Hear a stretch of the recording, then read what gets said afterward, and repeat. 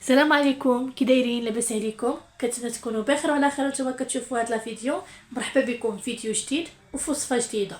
غادي تشوفوا في وصفه ديال هذا النهار غتبان لكم الحمص، قطع اللحم، طاجه اللحم. كي غادي تعرفوا الحريره، غادي نوجد معكم الحريره. كتجي ساهله دغيا، كتوجد بالنسبه للبنات المبتدئات اللي كيسمعوا الحريره كتكون صعيبه، كيقولوا صعيبه اش غادي ندير لها، كيفاش غادي ندير لها. انا جبت لكم طريقه بسيطه دغيا كتوجد. بالنسبه للمكونات، عندي هنا مطيشه ديال الحك، عندي طريفات ديال اللحم، قطعات ديال اللحم، بصله محكوكه، جوج مطيشات كبار محكوكين، زلافه ديال الحمص، شويه ديال الشعريه، كرافس. الكرافس كيكون بزايد هو وربيع. هنا زيت المائده وزيت العود. وهنا هاد المكونين هنا طحين طحين والماء، درتهم في هاد القريعه باش نخدتهم مزيان. وبالنسبه للعطريه غتكون عندي مليحه، سكينجبير، تحميره، وشويه ديال الخرقوم. والحريره كيكون فيها الابصار ضروري، ولكن بحكم انه ماما مريضه بالمعده ما خصنيش ندير الابصار، فغادي نستغنى عليه.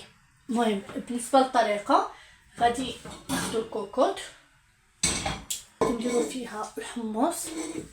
بسم الله.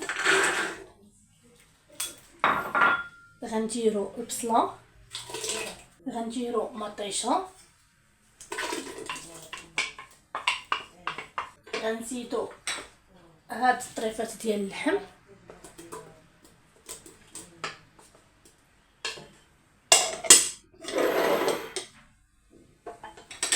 غادي نزيد القزبر والمعدنوس،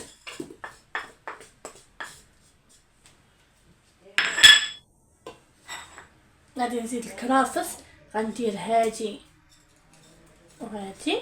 وهاد الطريف غادي نخليه حتى التالي نضربو بين الحريره. غادي نزيد شويه ديال زيت العود،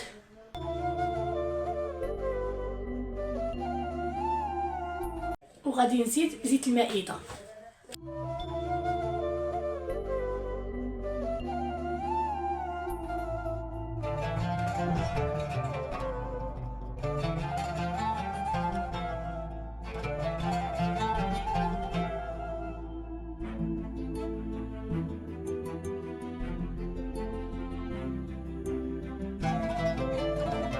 صافي نخلطوا هاد المكونات مزيان.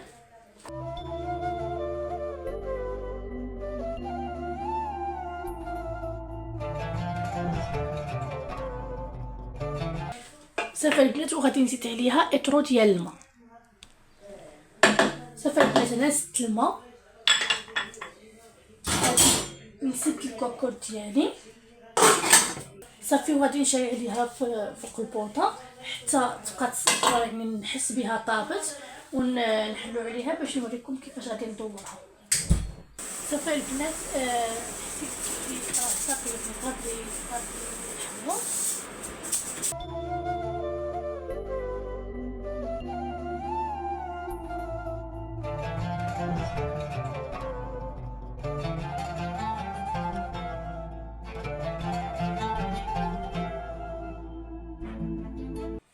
دابا البنات غادي نزيد انا شويه ديال الماء. انا درت الماء هنا طايب.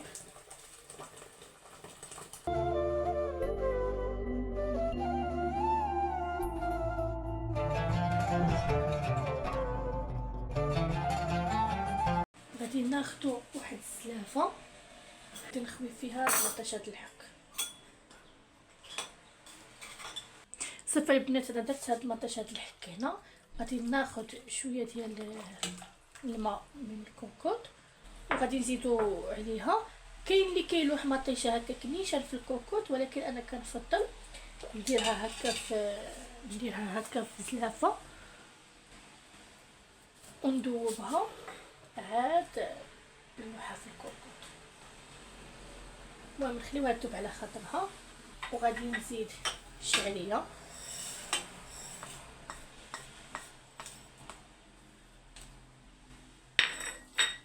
وغادي نزيد هاد الكرافس هذا اللي بقى.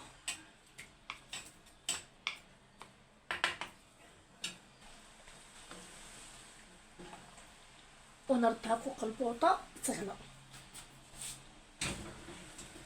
صافي البنات نخليو الحريره تغلى وانا ندوب مطيشه.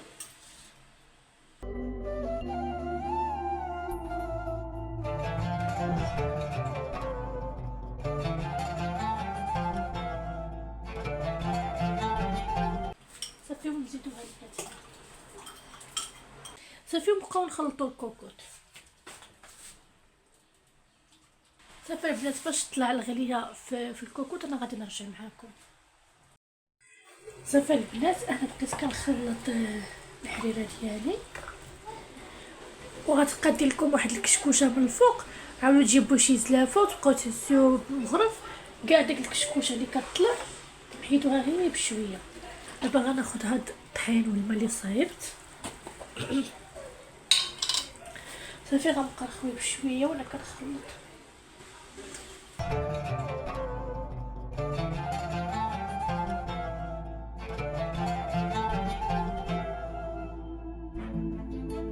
كل وحده البنات والقوام اللي كتبغي. كاين اللي كتبغي الحريره تكون ثقيله تكثر الطحين والماء، وكاين اللي كتبغي الحريره تكون خفيفه. صافي ونخلط ونخليها عاود تغلى شويه ونتلاقى باش نوريكم الشكل النهائي. هيا البنات الحريره ديالنا وجدات تبارك الله كتجي زوينه بزاف. انا قلت لكم راه درتها خفيفه حيت حنا كتعجبنا الحريره تكون خفيفه. بغيتوها تكون ثقيله غادي تكثروا الطحين والماء، الفورس والماء غادي تكثروا. تبارك الله كي كتجي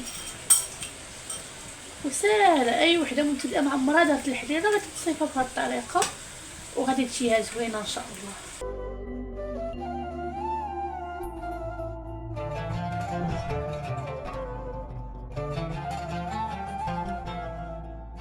كنتمنى تجربوا الوصفه وتردوا عليا في لي كومونتير او لي ميساج في انستغرام. راه ديما كنخليكم انستغرام ديالي في صندوق الوصف وغادي نخليه لكم هنا، ها هو هنا مكتوب. وما تنساوش ديروا لايك لا فيديو وابوني للقناه. اللي ما مشتركش في القناه ما ينساش يشترك وتبارطاجيو الفيديو مع اصحابكم وخوتكم باش العائله ديالنا تزيد تكبر. خليت لكم الراحه ونتلاقاو في فيديو جاي ان شاء الله. بسلامه.